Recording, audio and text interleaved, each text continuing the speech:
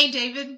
It is so nice to have you. This is my first guest, Dr. David Landwehr from Madison, Wisconsin.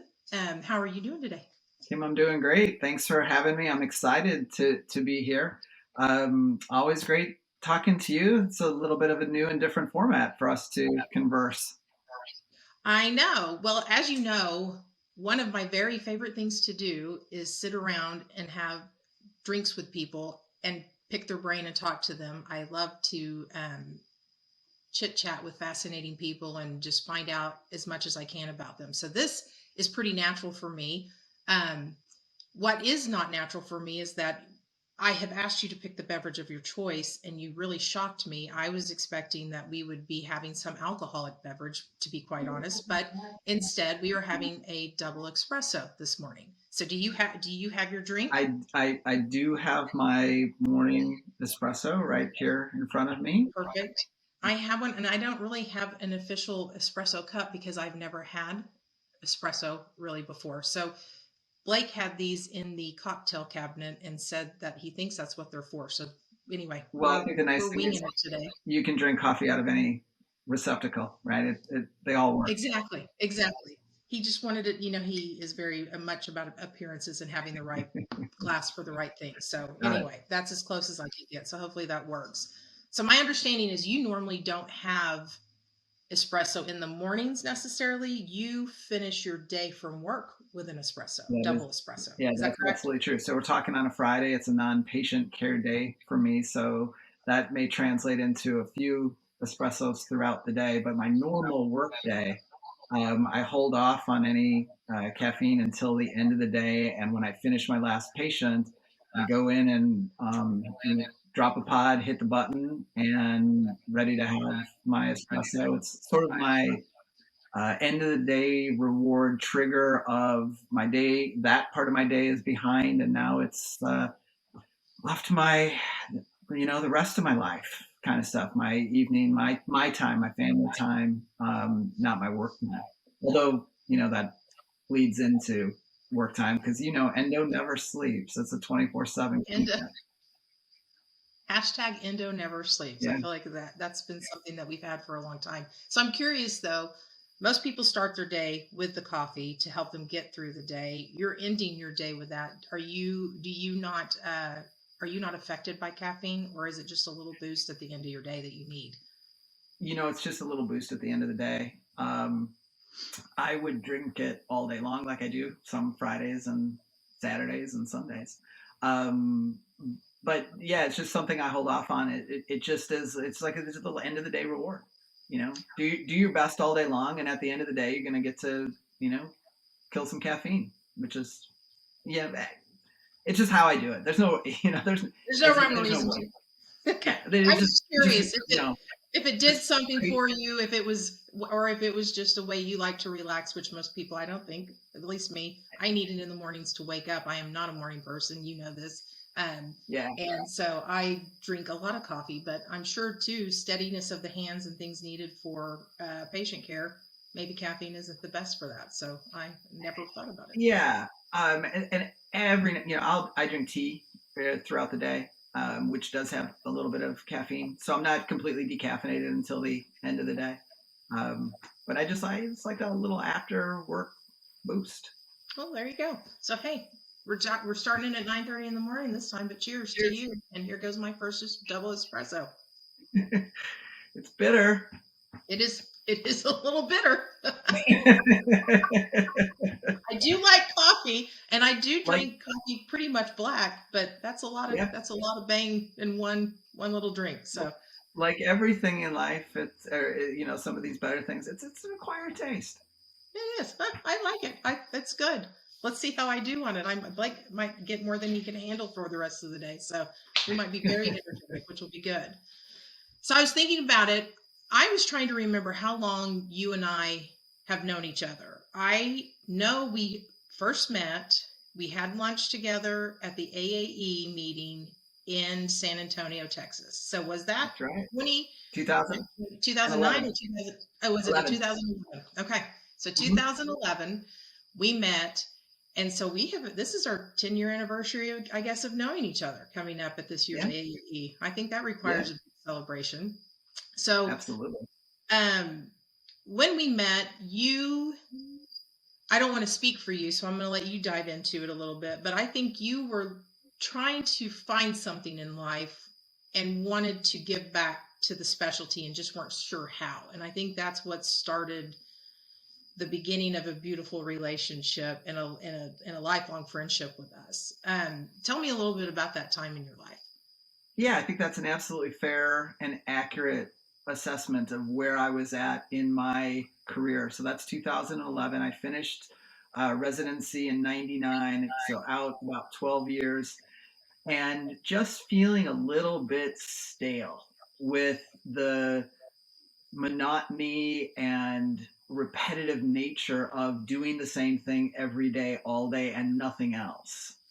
Um, I have had a lifetime desire to teach and give back, and I wasn't really doing much of that. I was the endodontic director at a GPR, but that was a couple of days a month, and I felt like I was making a difference, but on a very, very, very small scale, organically, uh, 3 clinicians at a time, kind of thing. And I just wanted to do more, and that's what got me presenting at AAE and ultimately, meeting you. And I guess, as they say, the rest is history. I did, I think, one course in 2011, and I think by 15 I was doing 30 or 35 events throughout the country, and that's not what I thought it was going to be. I didn't set out with any agenda, right? It was dip a toe and see how it feels. And then I realized I had a yes problem. People would ask me to do stuff and I'd say yes. And then all of a Mostly sudden, me asking you, probably, there was a usually. lot of that. Yeah. You But, I give have a me, soft spot for you. So, yeah, I'll say yes. That's how I'm doing. Why do you think I'm here with you today? Right? yeah, I say yes. exactly. I roped you right into this. Yeah. No, I think that's great. So it didn't stop there though. I mean, if I'm thinking about you and if I had to say anything about you, one, I know first and foremost, you're quite an accomplished endodontist, but you are also a oral pathologist. So we'll come back to that later. But in that, you're a published person multiple times. You have lectured I'd say internationally, all over, probably all over the world. I don't know how expansive all over the world means, but you've definitely gone outside of the US to do some things. You, I mean, have contributed greatly, serving others, helping people be the best clinicians they can be. Um, what out of all of these things is probably your greatest accomplishment? I don't want to forget you've also been published in the Pathways of the Pulp, which I feel like is that's almost like the Bible of endodontics. Would that be fair to say? Well, I certainly consider it that. Yeah, Um, as I said, I think most people do. I didn't want to speak. I'm not an endodontist, so I didn't want to speak for that, but that's what I know it to be. to me, just being asked to do something like that, in a book of that caliber, that from a professional standpoint, I'm absolutely proud of that. But really, the why that drives me, is being able to give back to dental as a whole. And I tell this story with frequency because it's absolutely true. It's what drives me. I hate going to parties with my wife where I'm not going to know a whole bunch of people there, or they're not going to know who I am or what I do. Because, small Hmm. talk will lead to, hey, what do you do? And then I have this moral dilemma, right? I either have to be truthful, which I want it to be, and tell them that Right? I'm an endodontist. And then usually the question is, well, what the hell is that? Right? And then I say I do root canals all day long, and then they're like, "Oh my god, my brother's uncle had this and it was the worst thing. It was terrible." Right? Yes. And then I have to just have this discussion about, no, that's not what it really is. So It was the worst day until he met you, right? yeah, That's what it should so I want to change that mentality in our population. I want people, when they hear I need a root canal, to think, oh my gosh, I have pain. And these guys and gals and dentists and specialists and who's ever doing it is going to make me better. They're going to fix my pain, They're going to make not my this life is a terrible procedure, today. right? And it, so that's what drives me. I want, and the reality is endodontists do a bunch of root canals, but the GPs do a way greater number than we do, right? So we all need to be doing this at absolutely the highest and best level, right? Getting people that are in pain in our chairs in a timely manner, letting them know that you're there for them, having them numb and comfortable while doing it, being predictable and efficient and getting a great biological outcome so that when I tip my patient up at the end of that procedure, they say to me, if this ever happens, I'm coming back to see you. You're my guy. And I want that for me, my partners, for all of the other endodontists, for all of my GP colleagues that I work with, and for everybody, right? Because this doesn't have to be, nor should it be, something that people are worried about. Like, I get it. I don't want a root canal. I don't. Nobody does. But when it's Right. necessary, let's make sure it's done in the most pain-free, simple, efficient, and predictable manner that it can be, right? And it should be that. Yeah. People should not be sitting in the chair for 3 hours having a root canal. No. And I think that, it's funny because I think the perception of root canal started from years ago when maybe that was the case, right? Like you're sitting there for a long time, you're in massive pain. Everybody, the part about the root canal is you are in pain and something is not, and tooth pain is the worst, right? And so you associate root canal with pain. People hate going to the dentist, generally speaking. I think if they all knew how great dentists are and just fabulous people, I think they would not hate going to the dentist, but it's scary things, scary noises, people in your mouth, it's uncomfortable, all that stuff. So I think that plays into the perception of it. But there's been so many advances in technology that make this a really quick and painless procedure. And when you're done, you feel so much better. Like Absolutely.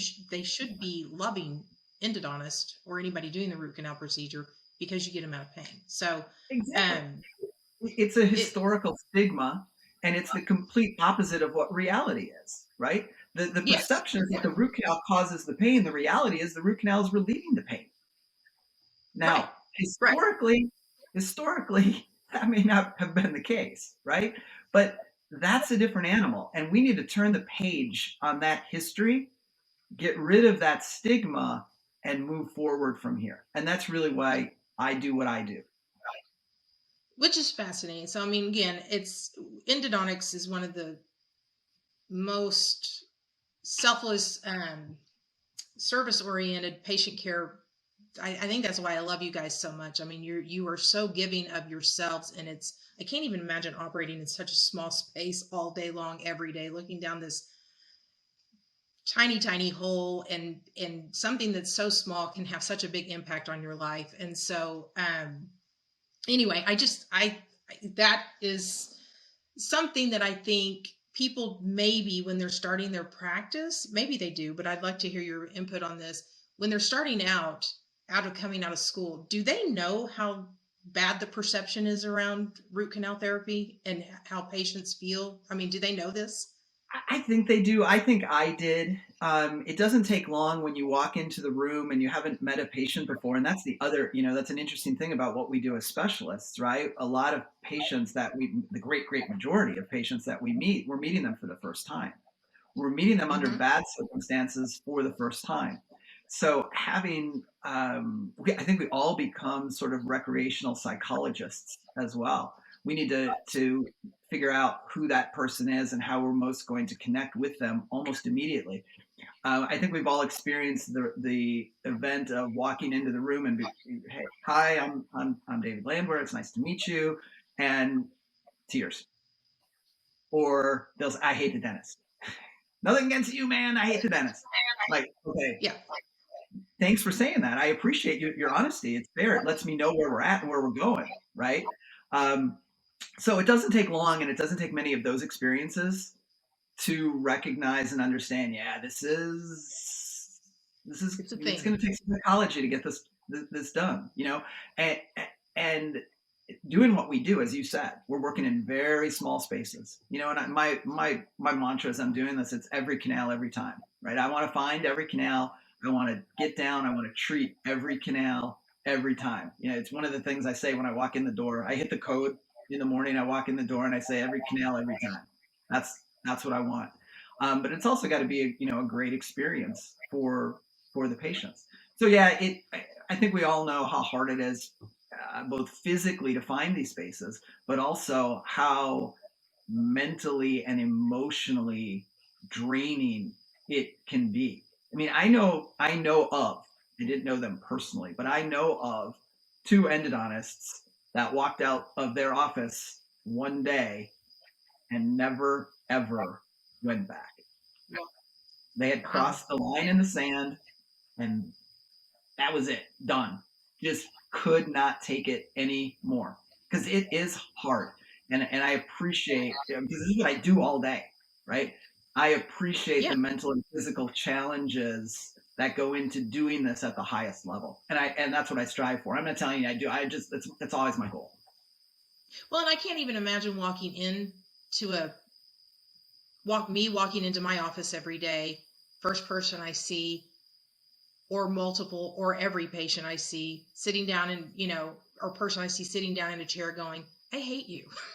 I don't want to Yeah. be with you. I mean, no offense, but like they know nothing about you personally as a person unless they've come across you out in the world someplace else. But like it's a problem, and I didn't even think about that. Like how that alone, I know it would affect me Yeah. greatly if I was like, yeah, I gotta get on this person's good side again and win them over just to get the trust needed to be able to get down in their mouth and do this. So I don't think, I mean, obviously I'm not experiencing it, but like I could see that would be shocking to somebody as they're actually getting out there. And of course you experience this in school a little bit. You're seeing Yeah. patients and everything and experiencing that already, but it's like the daily grind of that is hard. Hmm. So It is. uh It is. And that has anyway, just another definitely, reason. Oh, go ahead. over my 20 years, that is 22 years, that is something that has definitely taken a toll.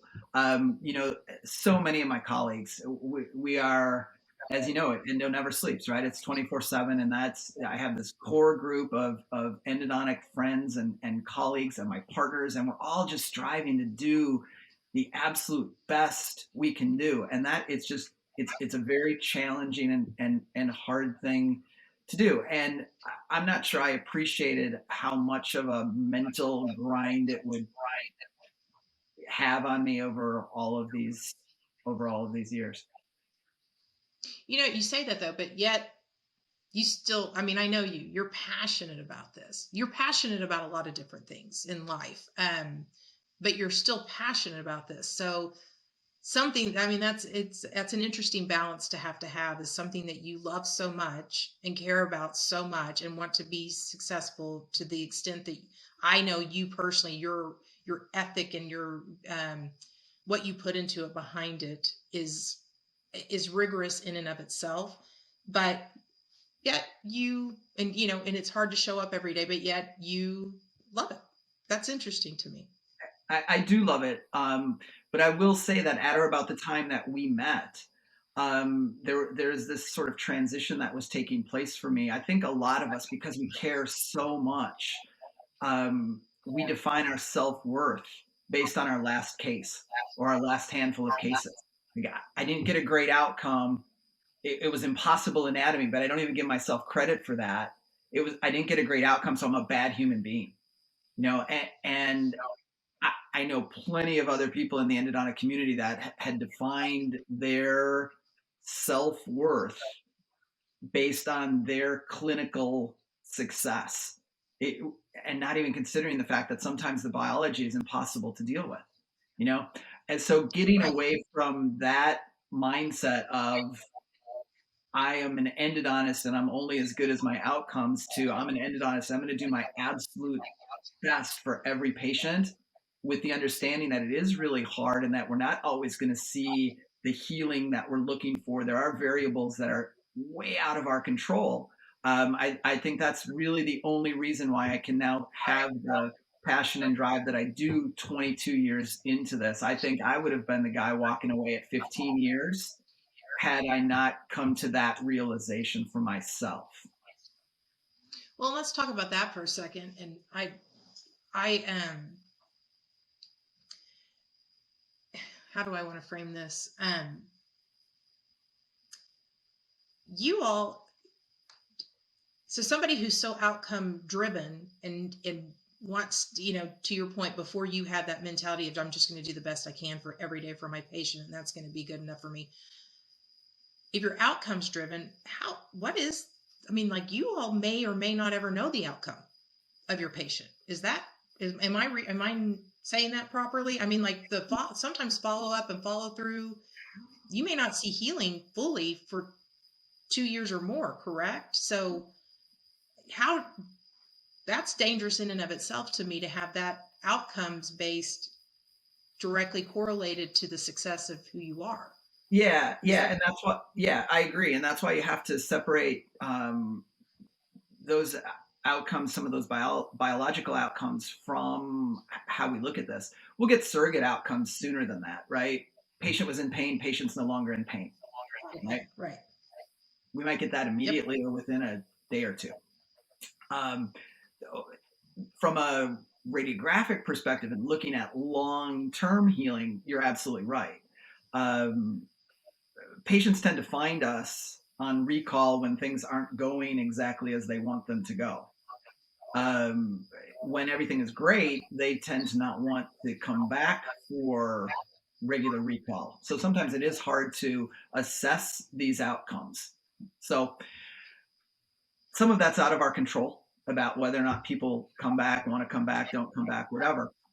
But again, the bottom line is if I'm getting, if I'm creating the shape within the root canal system and the disinfection protocols that are utilized and sealing in 3 dimensions and sealing the openings so no bacteria can get back in, if I'm going through these protocols and doing the best I can for every single patient, then I know that success is going to follow that, right? Success is going to follow that clinical regimen that we know works.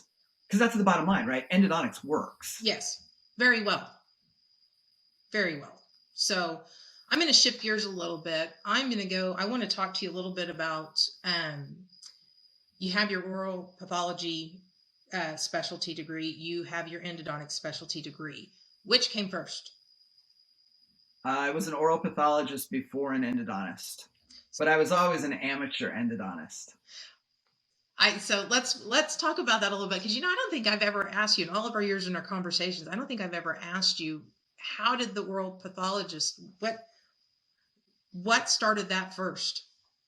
Yeah, so I alluded to it a little bit earlier. I did say I have a desire to teach and give back, and that's really what drove that mindset initially for me. As I was finishing dental school, which now feels like 7 million years ago, I basically came to a fork in the road. A decision had to be made. Did I want to do pathology and be in academia and teach, or did I want to do endodontics? And I chose oral pathology. I mean, it was a coin toss, really. It really was. I didn't have or know enough about what endodontics really was at the time to make as an informed decision as maybe I should have as a third year going into fourth year dental student, right? I just didn't know then what I know now. Right.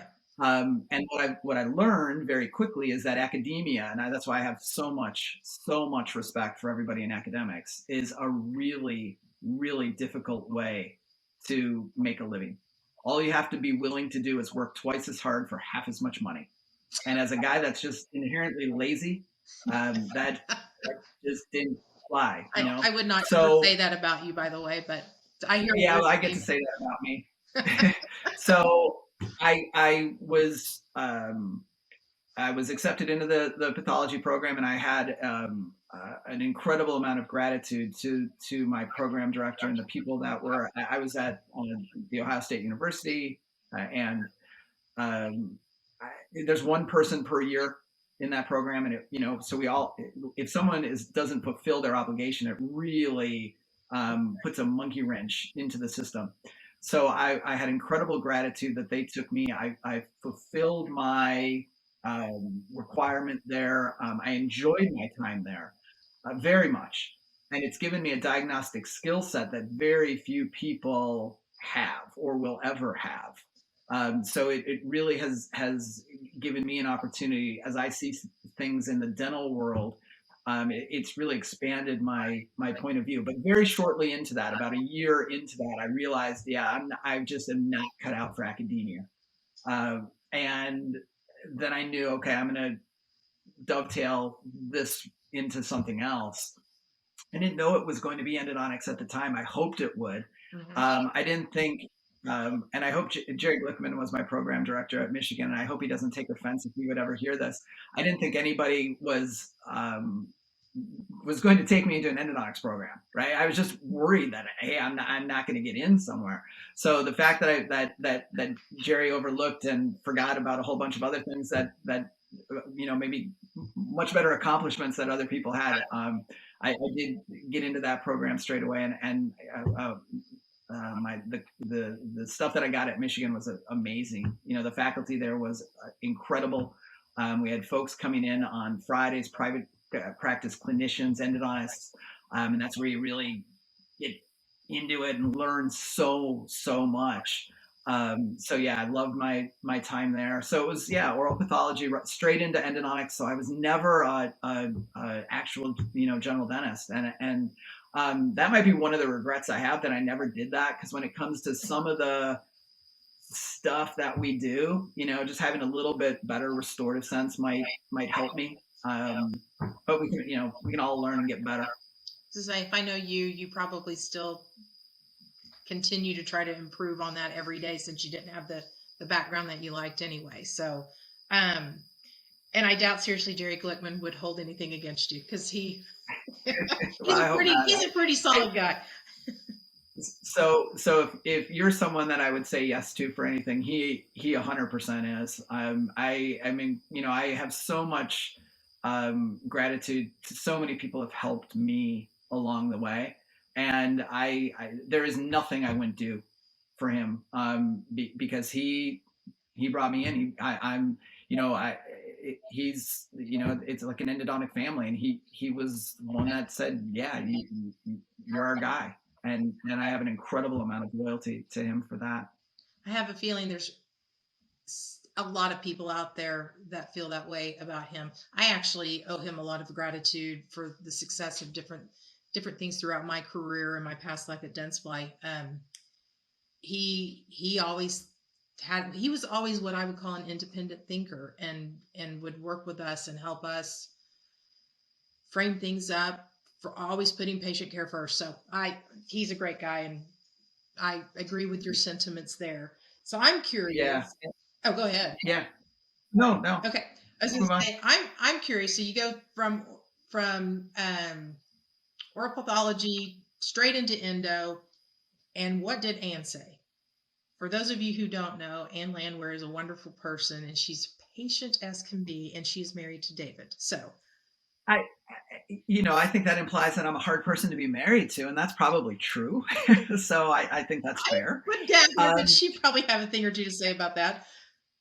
yeah, the bottom line is, I think we all have to pursue what's going to make us happy, right? And I think um, I was late to the game figuring out exactly what I wanted to do and what my skill set ultimately was going to be. But it wasn't late in the game to the point where we couldn't transition and switch gears and go in a different direction.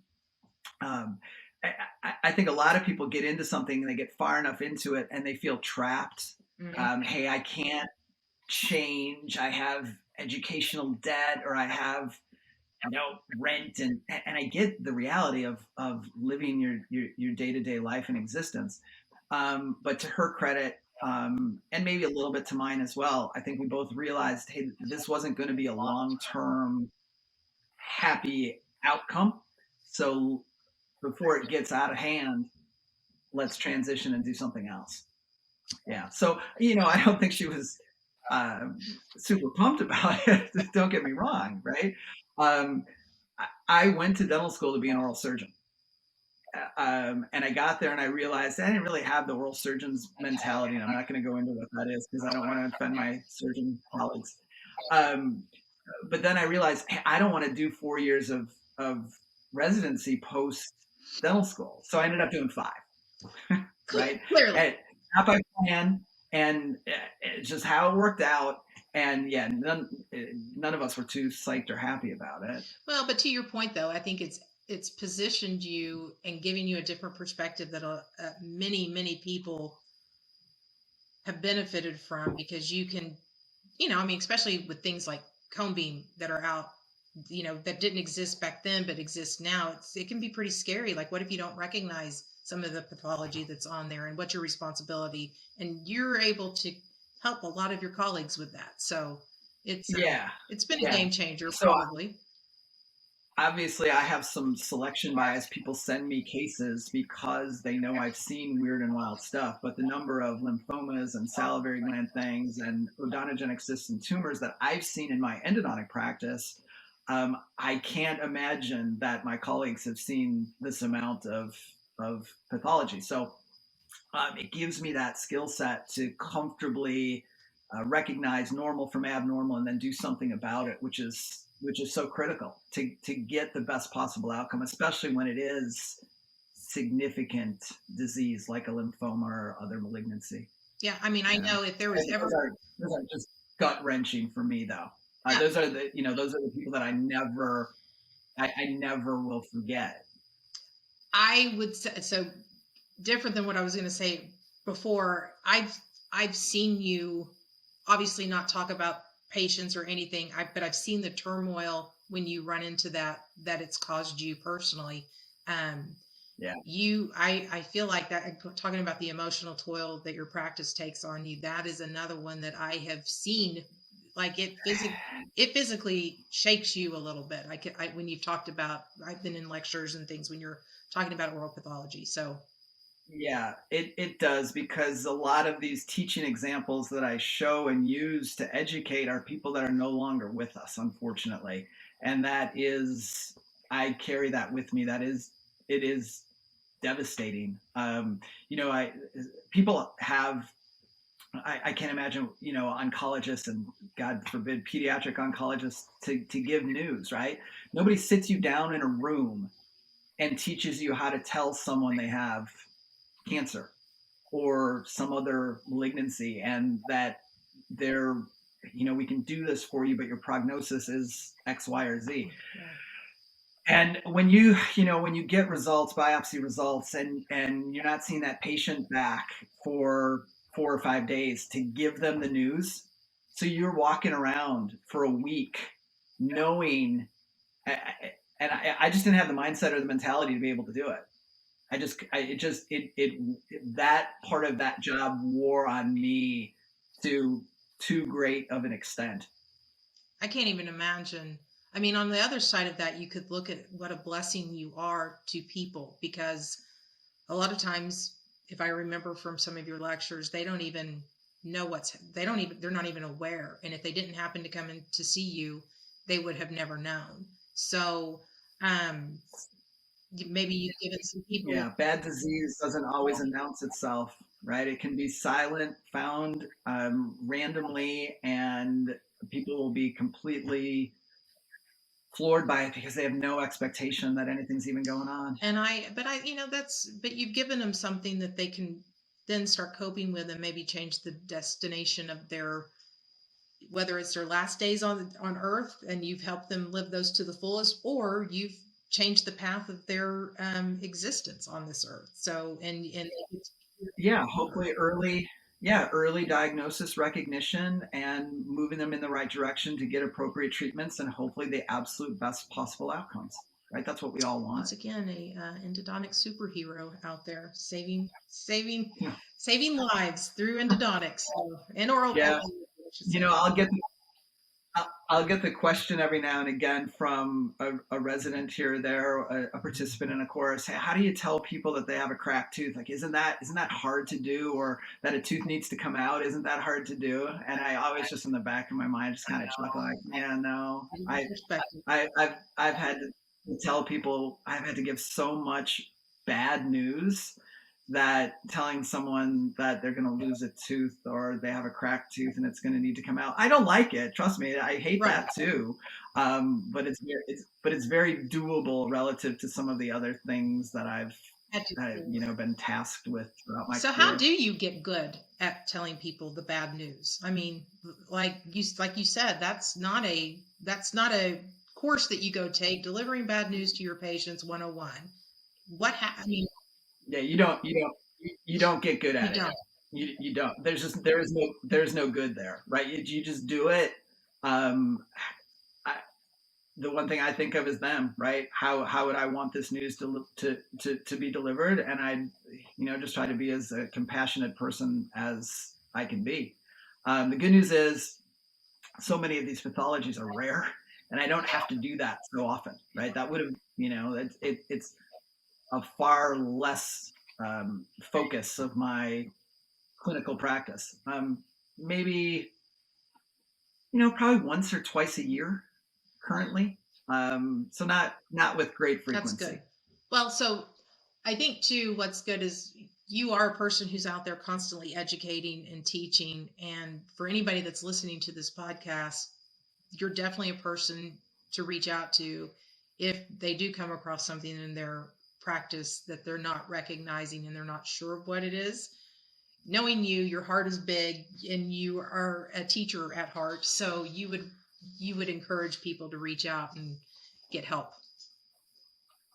100%, because it can do two things, right? Number one, it can hopefully get a diagnosis for that patient straight away, the person in front of you right now. And number two, it gives us then an opportunity to build up a sort of a reservoir of cases for educational purposes moving forward, because so many of these disease entities are rare.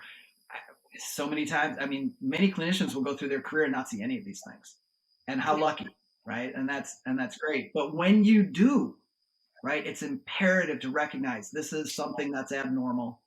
I better do something about it. I better get this person into the appropriate realm, whether that's an oral surgeon, ENT, just into the medical realm with their medical doctor and have it go from there, depending on what you think the problem might be. It's just so critical to get that early and accurate diagnosis, because that can really, really, really change outcome and prognosis. I can't tell you how many cases I've seen in my career of epithelial dysplasia or early squamous cell carcinoma where the patient knows it's there, their dentist has recognized it, and they're watching it. They're watching something that's really fixable with a good prognosis turn into something that's really bad and potentially life altering or deadly. Yeah, that's Significant morbidity and mortality, and they're just watching because they're not doing anything. So it's imperative to not only recognize, but then to take appropriate action. And in some instances, watching, monitoring, follow up is appropriate action, but in others, it's completely inappropriate. well. Here's what I know. Everyone should. I'm going to plug you for a second, but everyone should reach out and ask for a lecture, whether it's to the referral base and they just get the benefit of listening to it while you're talking to the referrals, whether it's in the school, or an endodontic study club, whatever it is. They should get you in there, because I know it's just feedback from other lectures you've done like this. I've heard have impacted people, and it's something that they've never heard.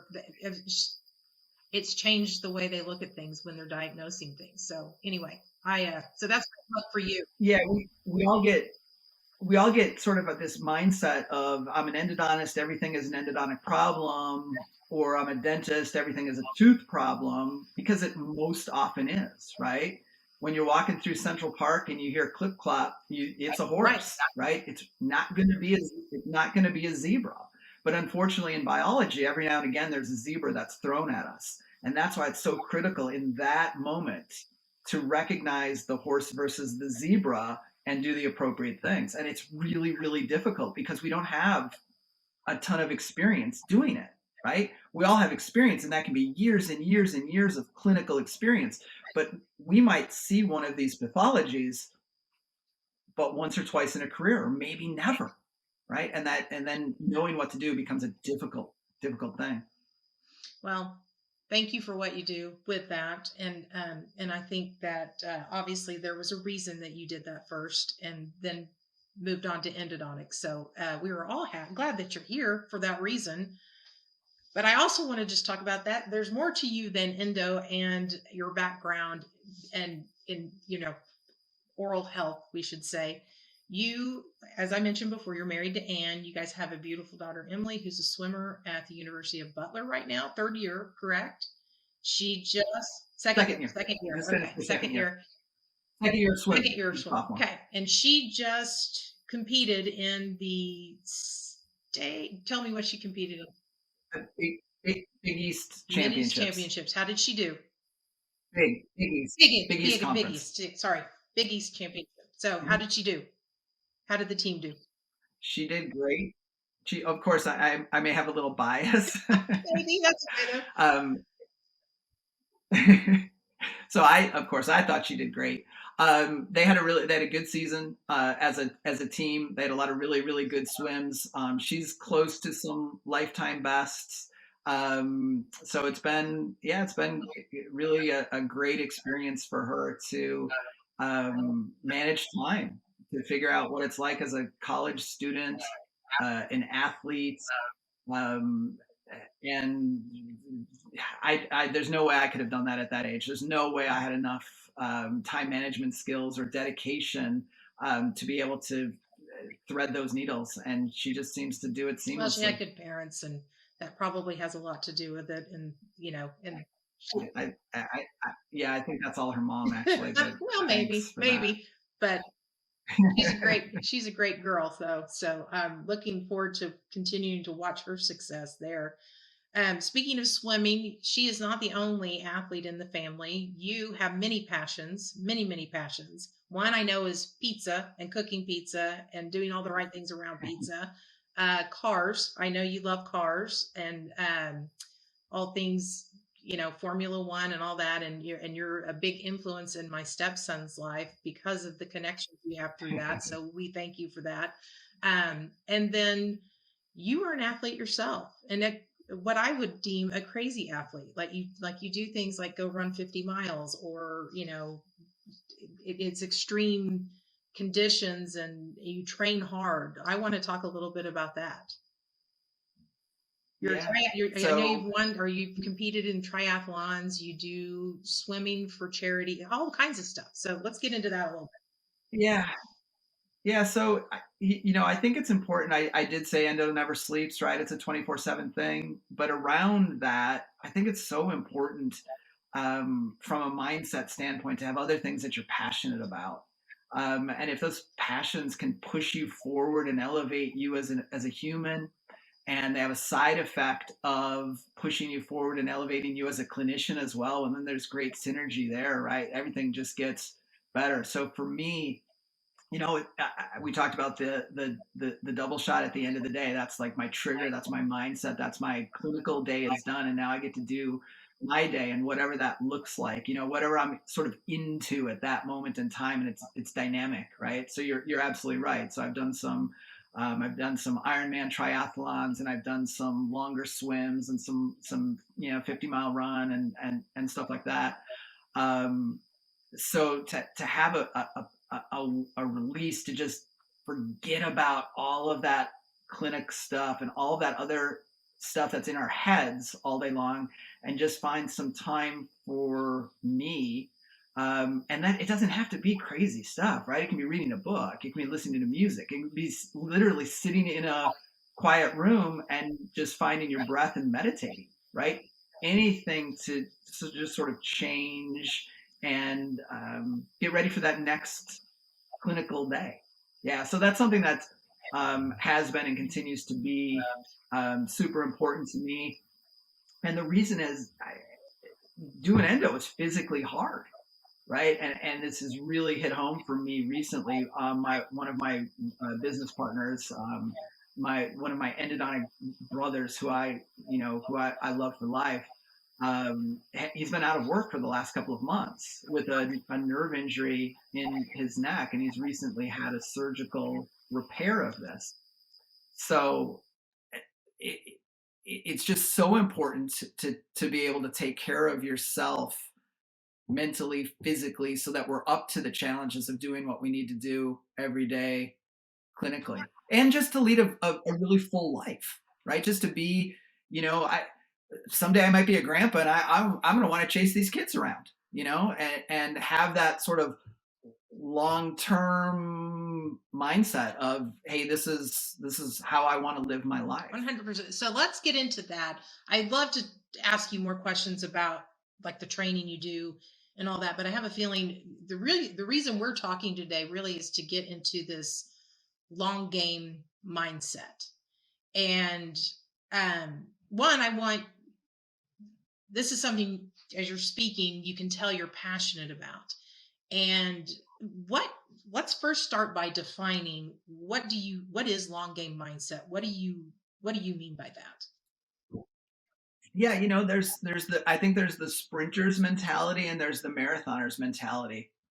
And I think the sprinters mentality is I'm going to do 50 cases a day, and I'm going to, or that's probably an exaggeration. I'm going to do as many cases a day as I can do every single day, and I'm going to do it until I drop, and we'll see what happens then.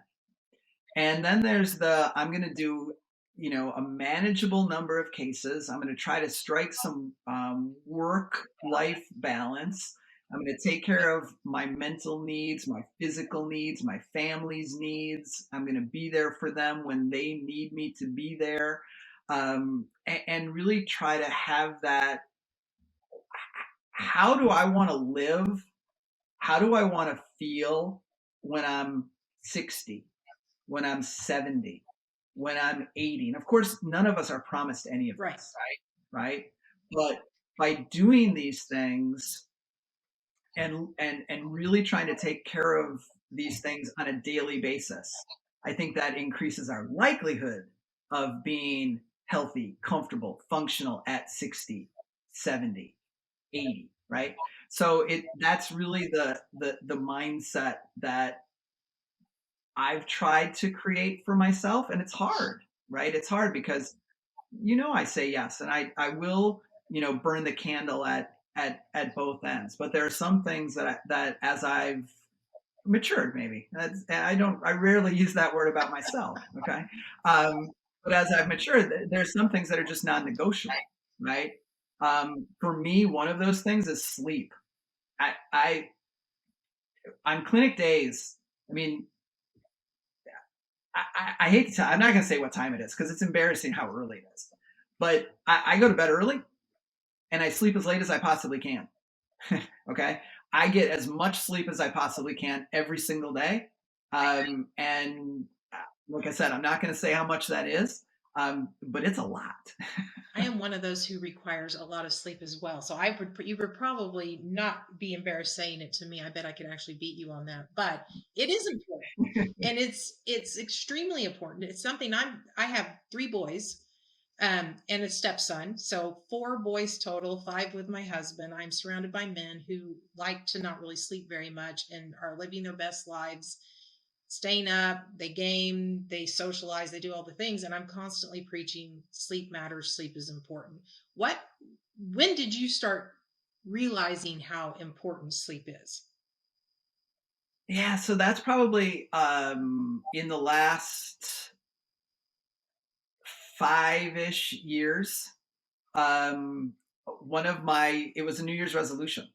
My New Year's resolution was to sleep better, because I wasn't getting enough sleep, and I knew I wasn't getting enough sleep. So There's this sort of thing in the coaching and athletic community, some of them anyway, where if you're not measuring it, you don't know. If you don't have data on it, you don't know what you're doing. So I got a device that started tracking my sleep, and that became the self-fulfilling prophecy of, okay, I'm going to get a number. I better take care of my sleep hygiene, meaning, turning the devices off and getting to bed early and having a regular routine and doing all that stuff that we know helps.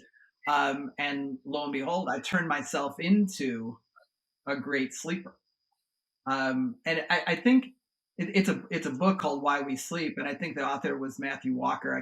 I'm not sure if I'm getting his name right or if I remember that one right, but yeah, it's a mindset. It is interesting. Like I have found, and I've never, well, that's not true. I was going to say I never have trouble sleeping. Blake says if there was a profession for sleeping, I would be the expert and the person to talk to. I can fall asleep fast. I can sleep through anything. I sleep and I sleep hard. Um, but I do have trouble winding down at night. Once I'm wound down, the sleep comes fast. But I would say like stress, all those things. There's nights I wake up and like recently I'm doing this again.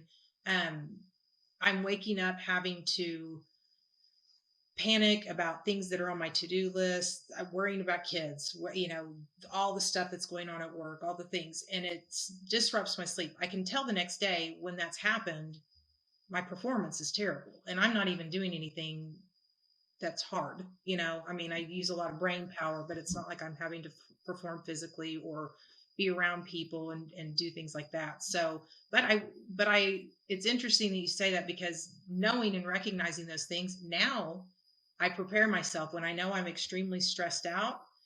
I do things to ensure that I'm going to get a good night's sleep. Like if I'm exhausted and I know that there's a problem at work, I go ahead and go in and get that done before I go to bed that night, so that I won't wake up Mhm. panicked about it. Like it's mentally, there's a routine I go through to prepare myself for sleep because it is so important to me.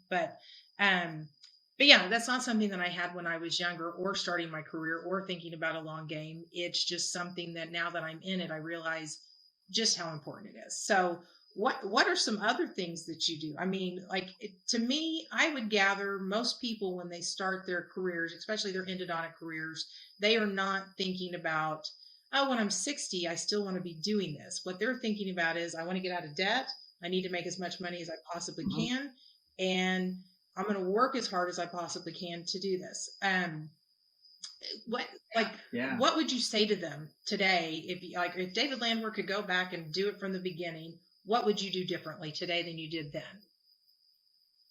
Yeah, I'm not sure I'd do it remarkably differently. I would change the timeline, right? I think in my 30s, and even into my 40s to a certain extent, I felt invincible. And that's when I was doing longer triathlons. I mean, there was a, a year where I really got into running, and I did 4 marathons in 5 weeks, kind of thing, right? Just, and again, it's just never fast. It's just to see if you can do it. That's all. It's always about the grit and the mindset of, can I accomplish this? Um, and you're fit and you're young and you think, oh, I can do this forever, right? But if you don't take care of yourself, literally just a little bit every day, we all want this magic fix, right? We want to wake up and I'm going to make a change. It's New Year's, and here's my New Year's resolution. I'm going to remarkably change my life. And that's not how it works. To me, it's a little bit each day. A little bit today pays dividends tomorrow. A little bit tomorrow pays dividends the next day. So the one thing that I would definitely do differently, I would take care of my neck and my shoulders and my posture.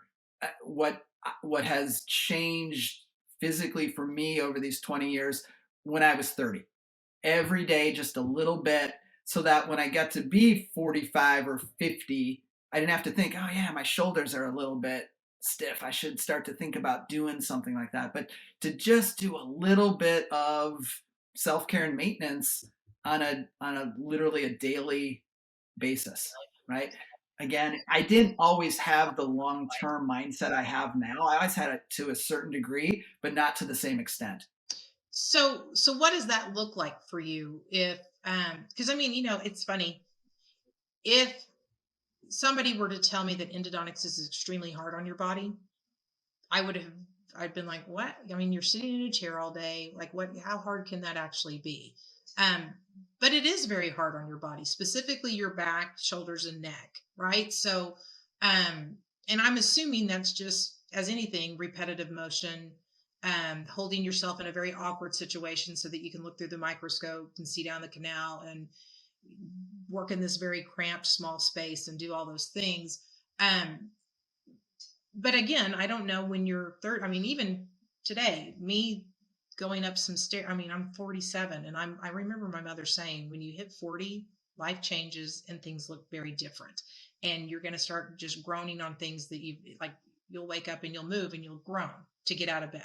And I'm like, Yeah. oh my God, I'm doing that. Like, so I know I'm doing yoga more. I I've kind of had this peak interest in making myself not fitter, not thinner, not, it's not a vain look for me anymore. Because Lord knows I could improve on all those things greatly, but it is about health more for me. And so, what does that routine look like? I mean, if you again, what do you do? What do you do is your routine to make sure all those things stay healthy? When it comes to the physical stuff, it's sort of just whatever feels right.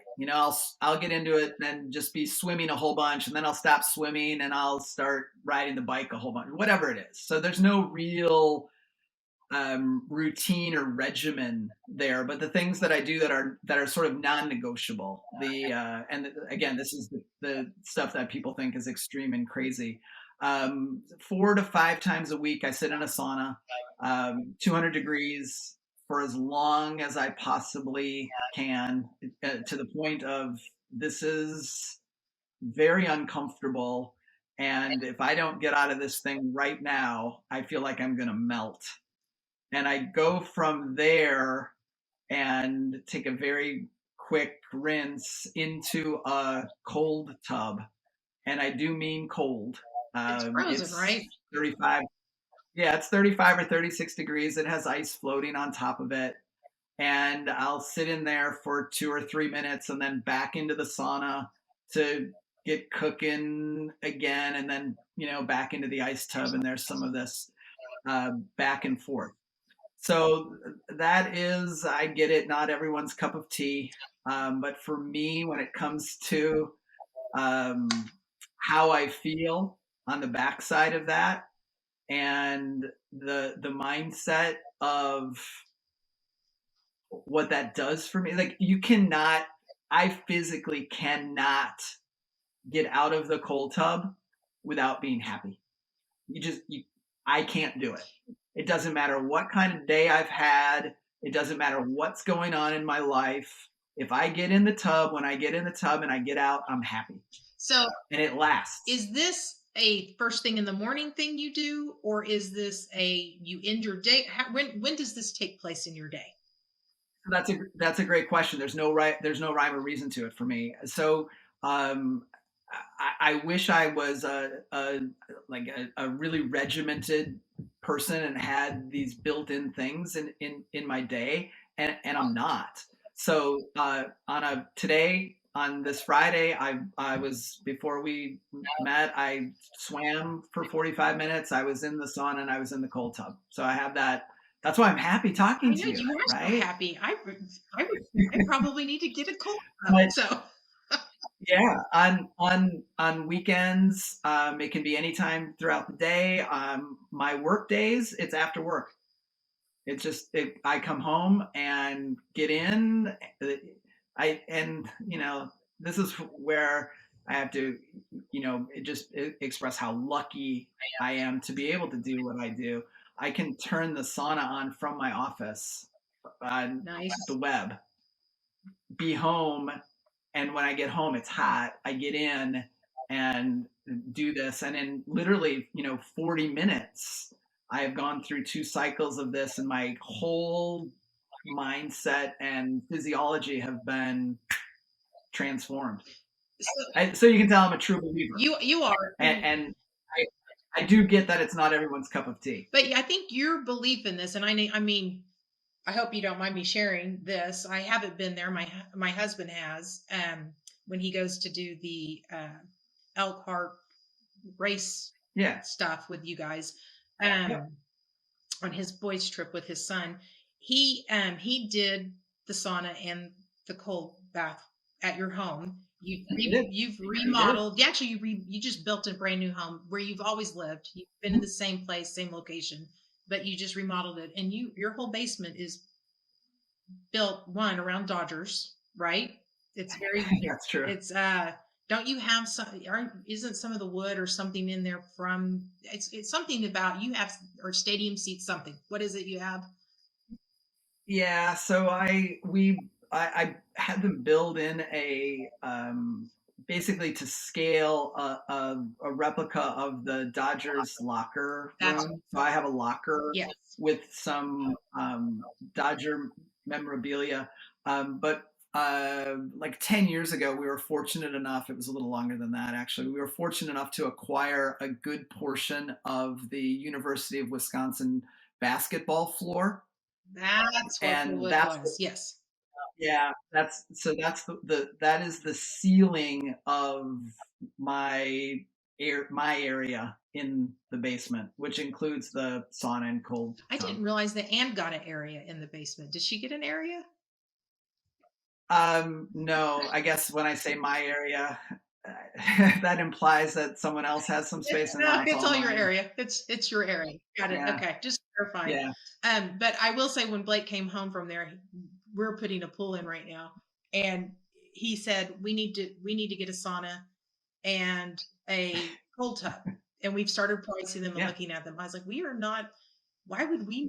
Why are we doing this? We don't run. We don't. I mean, I Peloton. That's about all I do, and yoga, and he doesn't do any of it. Yeah, but you don't. It doesn't even have to be about physical fitness, right? It's that I do that not for physical fitness. I do that for mental fitness. Really? That's my that that's again. I can't like if I'm having a bad day, and we all have this, right? Where you're having a bad day and you don't actually want to feel better, right? You had a bad day and you just want to still have it be a little bit of a like bad day for whatever reason.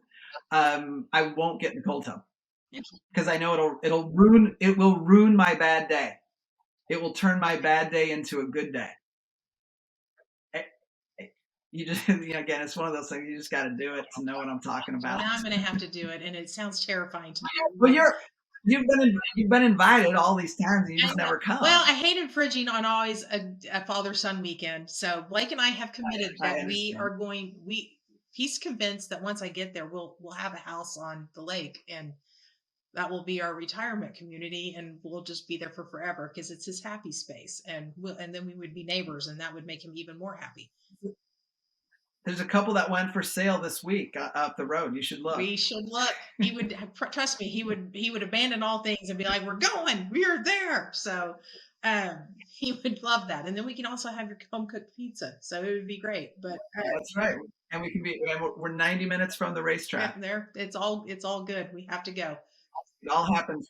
It all happens right here in little old Madison, And Wisconsin. who knew? Who knew? I knew it was a fabulous place. We Right. visited before. I almost put my Badger wear on today for our.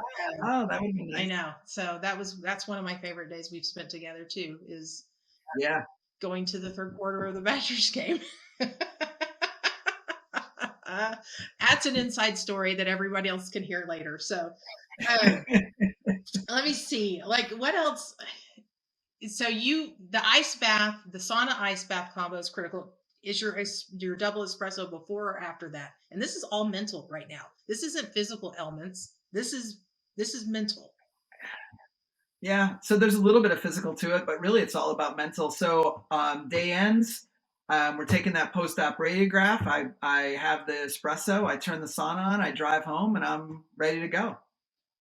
That's amazing. It truly is me living my best life, and I am again so grateful to have the opportunity to be able to do all that stuff. So when this started, though, like you started, I have seen the pictures of you with, and I'm not Gabriella, is that her name? Gabby Gabby Reese. Gabby Reese, that's Yeah, right. Gabby yeah. Reese. And her husband And is Her husband, Laird Laird Hamilton. Hamilton. Yes. And so is this something you use, that's where the ice bath started. Am I right? Yeah, so I went to an experience with those guys in Hawaii now, probably at least 5 or 6 years ago, and they're the ones that made me aware of this and exposed me to this in the first time. And I had no idea really what I had signed up for. I mean, I get there and they start talking about this ice bath, and I'm like, I don't even know what this means. And later that day, I was sitting in a tub of ice up to my neck for 3 minutes and doing that several times. Again, it's just about mindset and mentality. It's just cold. You're gonna be okay. But you get an incredible release of different neurochemicals, and again, it's just a mindset shifting, and it gives you something, right? For me, what does this do? It creates a wedge, and that wedge is between stimulus and response, right? The stimulus is me walking in that room and the patient crying and saying, I hate you, I don't want to be here. And that gives me then an opportunity. That difference between stimulus and response gives me an opportunity to either do something or say something crazy, or just know that I've been here before and we're going to be here again and it's all going to be okay. Right. And it doesn't have to just be patient care. Right. That translates into my daily life. Right. Driving down the road and getting cut off. Right. That's an opportunity. Right. There's my opportunity to create that wedge and that difference. Right. And have that mindset of it's all going to be okay. I don't need to get angry. And it just, again, just pushing those extremes between, and it is extreme. I mean, it's mentally hard to do. Every time I go down to that cold tub, I take this rinse before I get in, and I look at the tub. I'm like, yeah, I'm not going to do it today. It's too cold. And then oh, yeah, I'll just put a foot in, 2 feet. I'll just sit down for a second, just dunk for a second, and see how. And 3 minutes later, I get out every single time, right? But I know that if I can do that, if I can push myself to do that, then so many other things in my day-to-day life are not, it's just like water off the duck's back, right? It's just not that big of a deal. So it builds in just a mindset of grit and a mentality of it's going to be okay. So as you're talking about all of this, just fell off my chair there. As you're talking about all this, I would have guessed that the physicality pieces of practicing daily would have been the most challenging things, and that's why you were doing what you were doing. What I hear you saying, it's the mental part, it's the emotional turmoil, it's the day in day out grind of it all. It's not It, sitting in the chair necessarily with the same posture. it's both. It's both, but it is a mental grind. It is a physical grind. It's a mental grind. But I love it, and I think I have so many colleagues that are every bit as passionate about it as I am.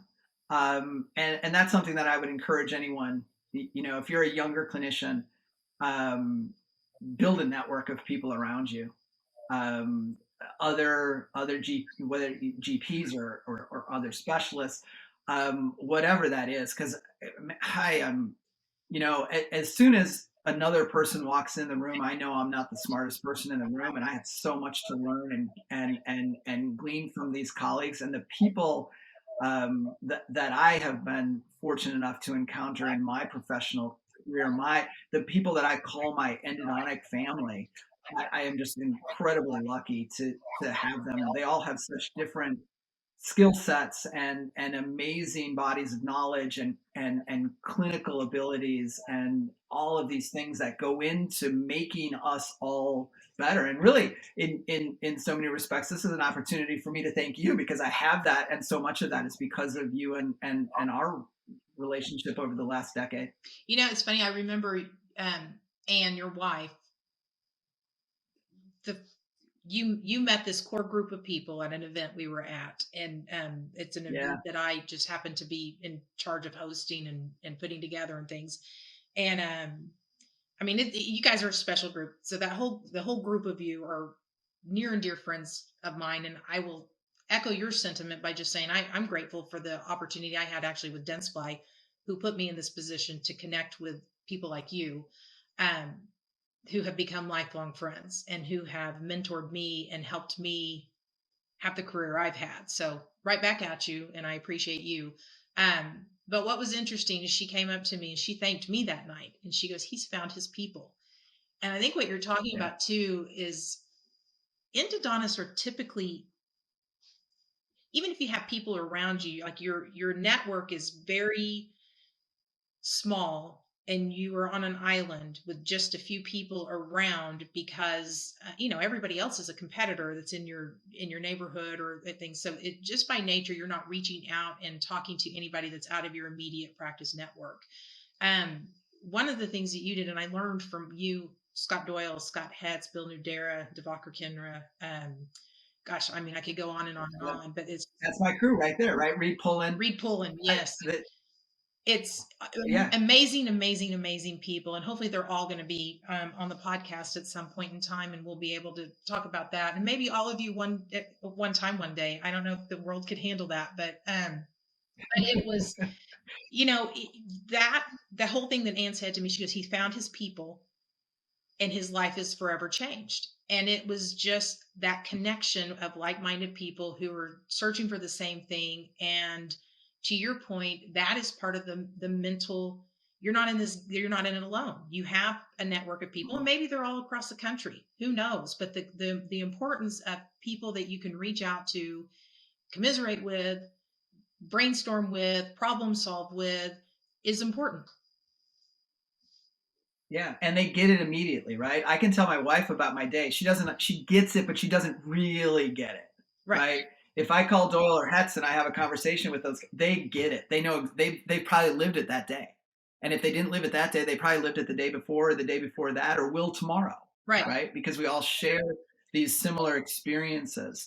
And having that resource for me it's made me way better as a clinician, as a person. And I'm incredibly grateful for that crew of friends and endodontic colleagues that I have in my life. They're an amazing bunch. So let's say somebody doesn't want to do ice bath. Obviously, people can network and get a group of friends. Is it important to have something that extreme? What at the bottom line of this is, if you want to continue practicing and doing what you're passionate about for a really long time, balance. But what would be your takeaway? Yeah, I think the bottom line takeaway is it doesn't need to be extreme. I think what it needs to be is something that you're passionate about, something that elevates you, something that makes you better, or at least pulls you away from the daily grind of doing cases and just gives you an opportunity to reboot and reset. So that you can go in the next day and do it again and go in the next day and do it again. So really what that implies to me is that you've got to do it. It can't be, like for me, it can't be, I'm just going to go crazy Monday through Thursday and then I'm going to fix it all on the weekend, Mm-hmm.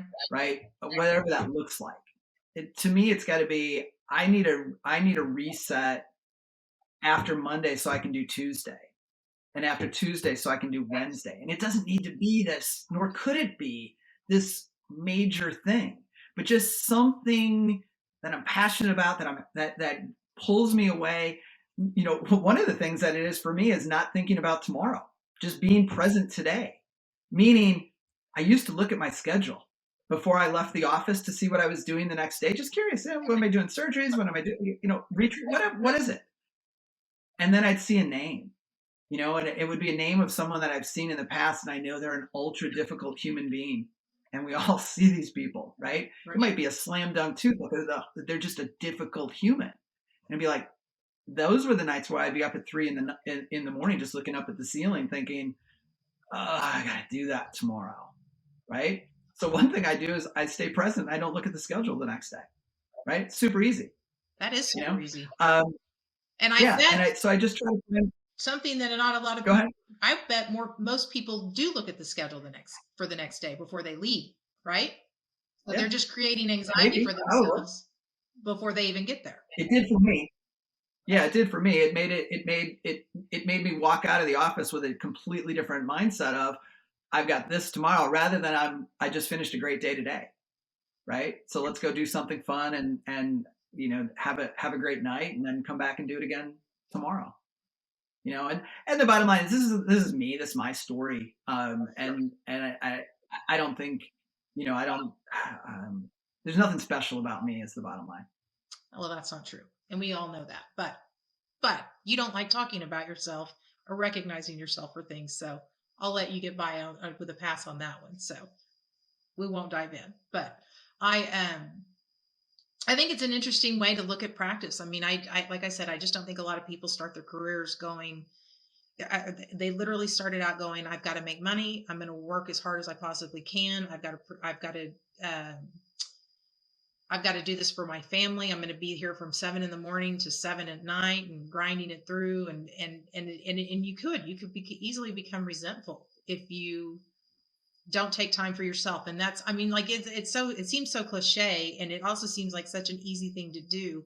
But I mean, this is a life lesson that I can take on, and it was something where I wish I would have heard probably 10 years ago, because I got into the grind of I'm a single mom. I need to provide for my family. I need to work as hard as I can. And very quickly things came out of balance, and work was so up here and life was so down there, and I didn't Mhm. take care of myself. I've I've had some illnesses. I've had time away from my kids that I didn't want to have. It just, like, perspective is, hindsight's 2020, but um looking back, I wish I would have had somebody saying, take the time for yourself, mentally prepare yourself, and make sure that you decompress and make it so you can keep doing this to the level you want to do it for the rest of your life. So, or as long as you can. So, Yeah. um, anyway, that's my summation of it. Did I say it right? Did I get the right points? Yeah. Yeah, absolutely. I think you did.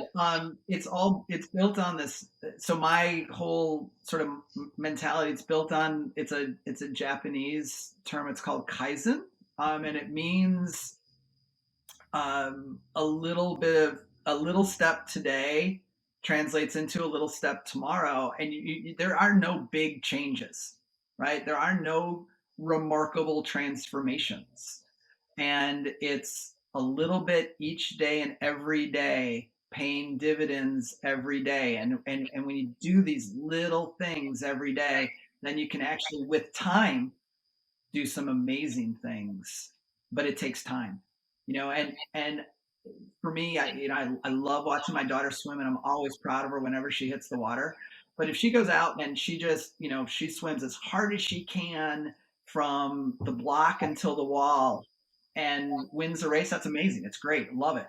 But the ones that I remember, the ones that I really remember are the ones where it's appropriately paced the whole way until the end and a sprint to the wall in a best time, right? Because that is that long term mentality. If you go as hard as you can from the get go, for me personally, there's no way I'm sitting here with you today.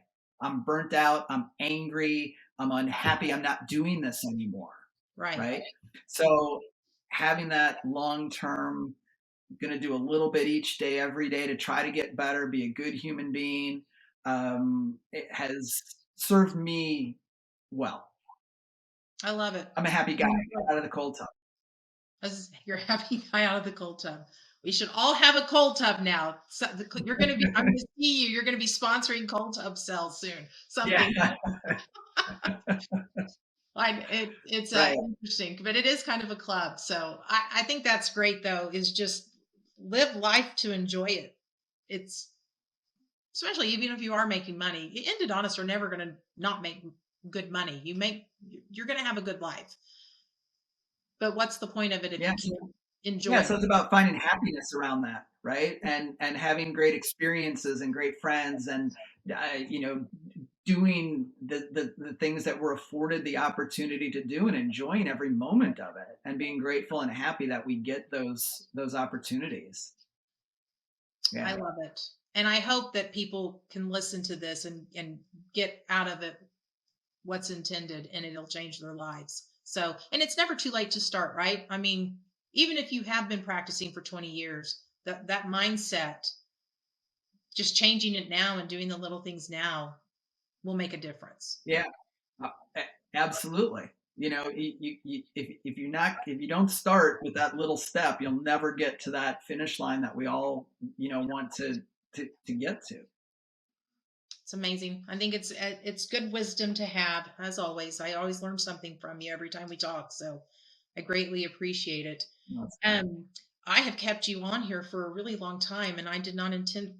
Not Yeah. surprising to me. I still have a little bit left of my double espresso. I have one last sip, so I'm going to Mine cheers to is you. mine is long Is it long gone. gone? I've I been will. I will. drinking water here as Well, well. I will still cheers to you and appreciate your friendship, appreciate the contributions that you make to the endodontic specialty, and just, and now with this conversation, just the improvement of life overall. So, you're a good person. You're one of my favorite people, and I really enjoy this. If you had anything, do you have any parting words that you would want to give anyone as we leave? Any last things to say? Do All something right, today to make tomorrow better. perfect. Well, cheers to you, my friend. Thank you so much for being on. I think it was my pleasure. I enjoyed it thoroughly, and hopefully everyone else will too. So, with that, we Thanks for will having me. hopefully, yeah, anytime. You're welcome back anytime. I'd love to have you on again. I'm sure we could find a million things to talk about. So, um, with that, I hope to see you soon. It's been too long since we've been in person, and so we'll have to make that change soon. So hopefully at the AAE, if not before then. AAE for sure. All right. Yep. Take care. Take care of yourself. It's All great right. to see Bye-bye. you. You too.